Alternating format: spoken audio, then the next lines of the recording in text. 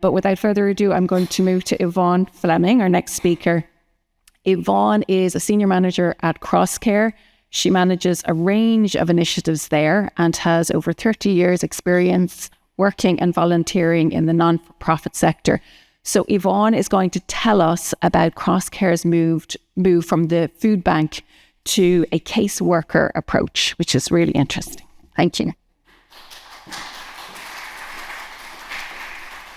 Great. So my name's Yvonne Fleming. I'm here from Crosscare. And my presentation is called Changing the Conversation Around Food Banks, Crosscare's Work So Far. And just to say, it very much mirrors what our previous speakers were saying. So it's kind of a case study of what we've done in Crosscare. Okay, I'd like to start with two scenarios. So you can read them there yourselves. I'll read them as well. Aidan became ill and could no longer work in his long-term job. He was very upset and worried and felt there was no light at the end of the tunnel. He was on illness benefit and paying high rent. His gas bill had been cut off. He was visiting his GP regularly due to his ongoing pain, costing him €60 a time. And Mary was struggling to cover the costs of day-to-day living with her family of 4. She was working in receipt of a small working family payment. Her partner had not worked for a long time. They were in rent arrears. Mary's daughter was planning on starting college and she was worried around costs. I'm going to just leave them there and we'll revisit them. So, just to say a little bit about Crosscare. Crosscare is the social care arm of the Catholic Archdiocese of Dublin. It was founded in the 1940s. And today it has grown into a huge organisation. We'll spend 27 million this year. We've 500 staff. Most of our work is in homeless services and youth services.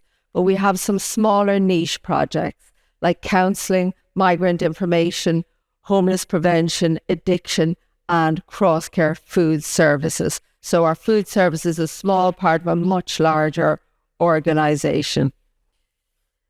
Since our beginnings in 1941, Crosscare has been involved in food work. You'll see in that picture there was one of our penny dinners, our very early penny dinners services to address the poverty in wartime Dublin. You can see the big vat of something delicious in that picture.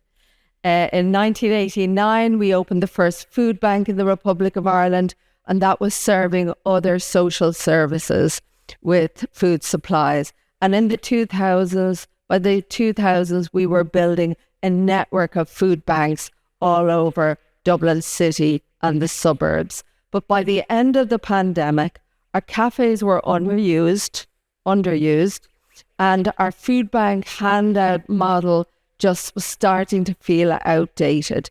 We looked at internationally what were people saying about food banks. There was a lot of criticisms, long queues, shame, not dealing with the drivers into food poverty, and that they shouldn't be needed in a mature welfare state like ours. And we thought about personally, what would we want if we were in difficulty and couldn't afford food for our family? We also have our Crosscare values, love, respect and excellence. And our food bank model was starting to feel really out of sync with those. So what did we do? We replaced our food banks with our food poverty casework service. And this is where people get free food and meet with a caseworker to address the drivers into food poverty. We trialled it in different locations based on where could we get a building, where there wasn't a huge number of food banks.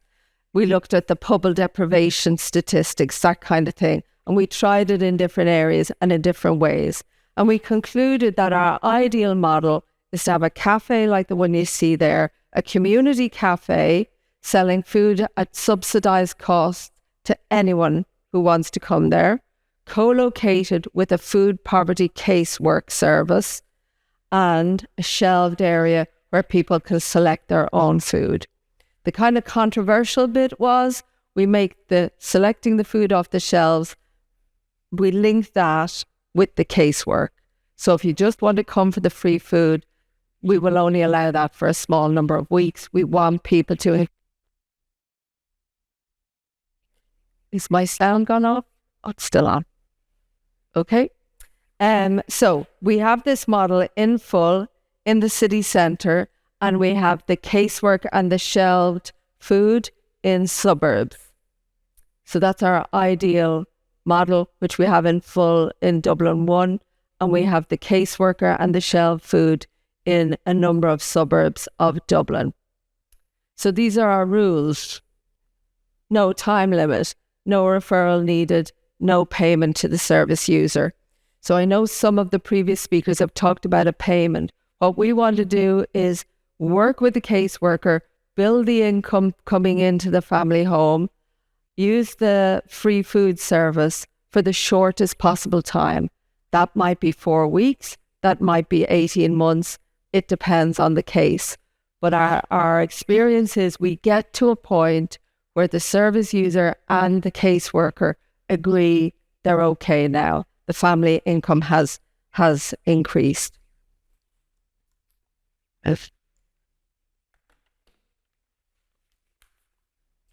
Now, I think I missed one.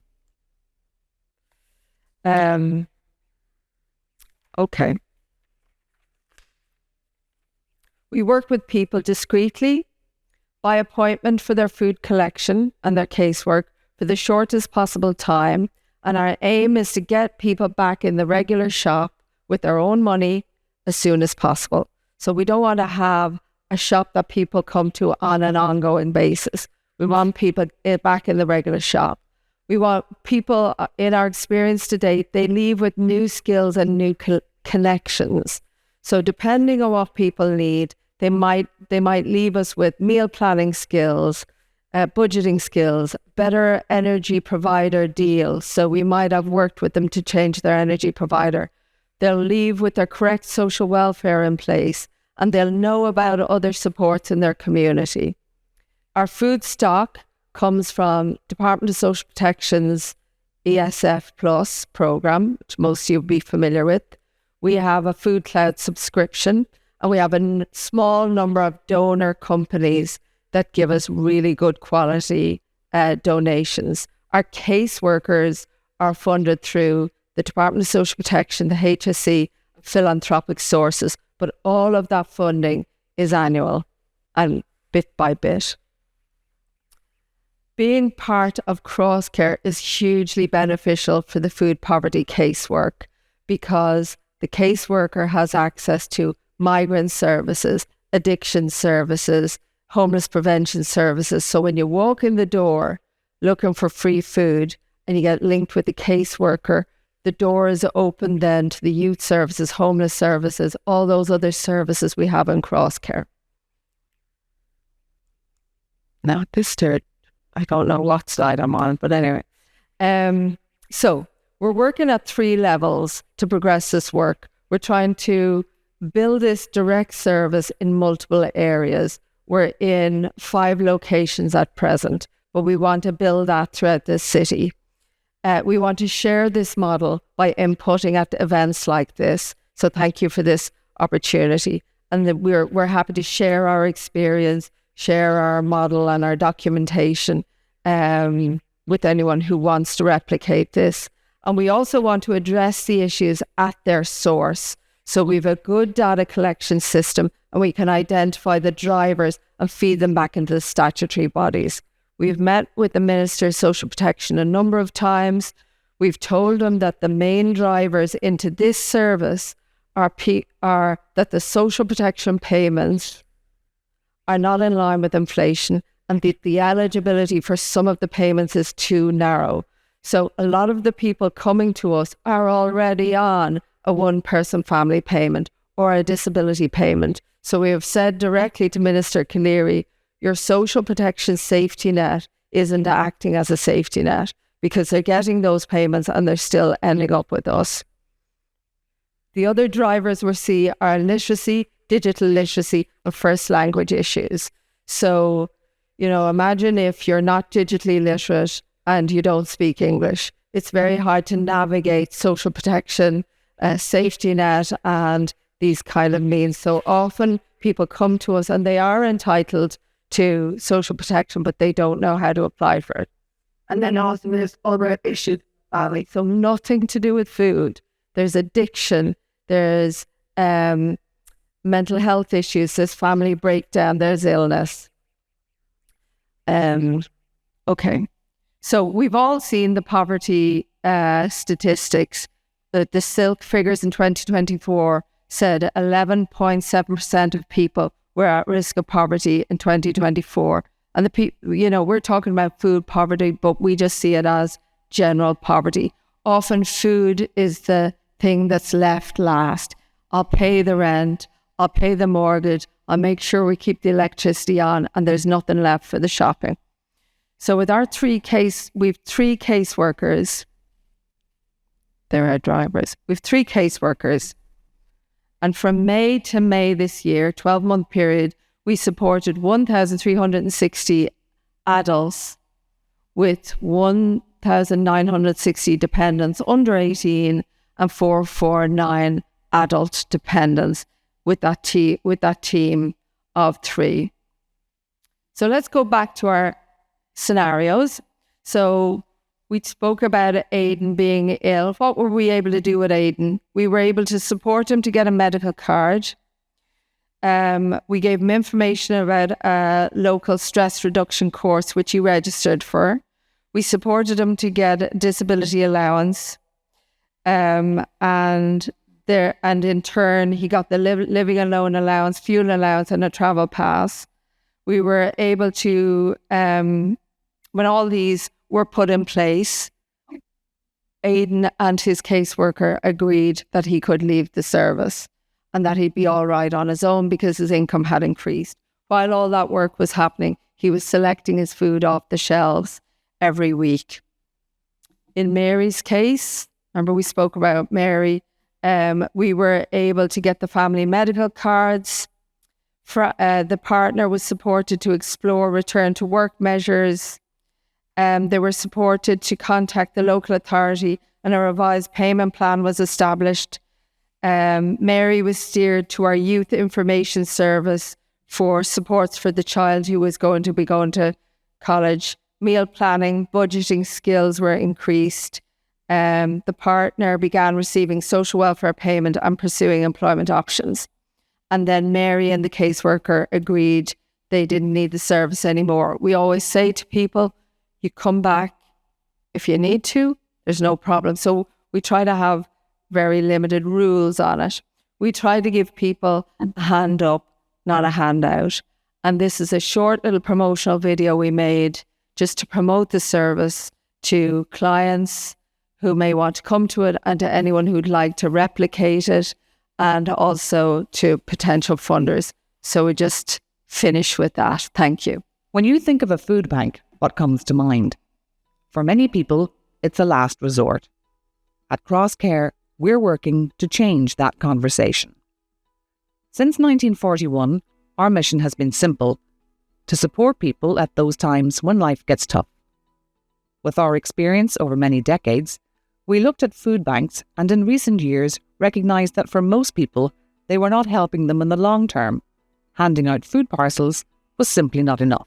We noticed over time that the same families were coming week in, week out for long periods of time, not just months, for many years, accessing the food bank, queuing outside the building. And then we noticed that generationally, their children were coming to it when they were young adults. So we put pause on that back in 2021.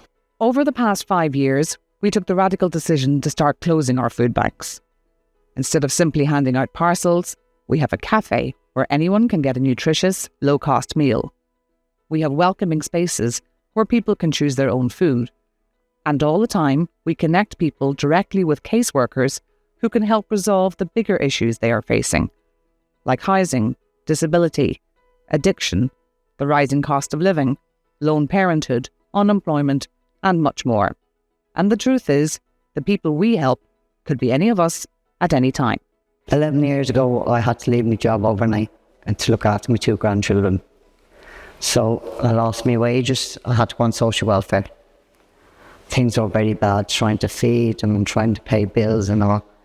So a while ago, somebody said to me, Crosscare is a good place to go, but I was afraid to come to it because, you know, you hear things that you have to tell people. So I made a phone call and came up here and I met Kieran. I showed me bills and things like that. So they say, how will I help you? I said, if you can help me with shopping, I can pay more bills. And that's what I done. And it's great now because I can measure out my shopping every week. And then I can pay more bills, ESB and gas. So that's about 50 or 60 euro extra. So 30 euro off gas, 30 euro off ESB, so I don't have to worry about that much. And it took a lot off me, you know what I mean, because the shopping is so expensive. Our unique food and casework service operates in 3 locations in Dublin, supporting close to 3,000 adults and 1,000 children every year.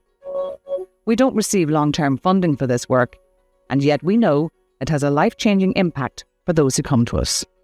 We feel that this model, the approach is more of a hand up, not a hand out. We know that this model works for people because they're not coming back to us. We are resolving their issues for them. People that I know, if I think they're struggling, I'd recommend it to them because it's very helpful and it's there for them. Our Crosscare food and casework service is not just about handouts. It's about dignity. It's about choice. And it's about giving people a hand up when they need it most.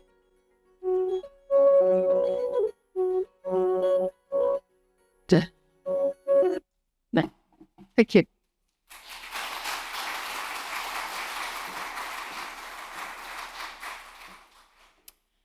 Thanks, Yvonne. That was really impactful. And the idea of food as a vehicle to or access to services comes across so clearly from your 2 case studies that you presented. Just a point of curiosity, because of the change, was there any negative feedback from service users when you switched from the food bank model, which others in the room may be considering now, to the caseworker approach? No, there wasn't. No. So we were concerned that that was a risk. We were saying that if you come for the free food, you need to meet with the caseworker. And we thought that that may be a risk. But when people ring up, there's a direct line, they ring up, we start by saying, this is not a food bank, this is what the service is. And in the main, people say, yeah, fine. But it was, there was some anxiety in our organisation that may be unpopular. Like if somebody comes to us and says, I know exactly what the problem is, I know exactly how to solve it, I just need help for 3 or 4 weeks. We're not going to make them go through a big casework exercise. But if it goes beyond 4 weeks, then we'd be saying, well, let's have a sit down and see how we can help. So we don't turn anybody away, but we do say this is not a food bank that goes on forever. Our aim, we just say we want you back in the shop with your own money in a normal shop. That's it's popular. Yeah, thank you. Yeah. And on that, we are going to take a coffee break. We are due to start back at 11:50, but I would ask you to start making your way back into the room about 11:45. And we'll see you then. We'll be joined by Emma Beacom and Sinead Fury. I'm very much looking forward to hearing about social supermarkets. Thank you.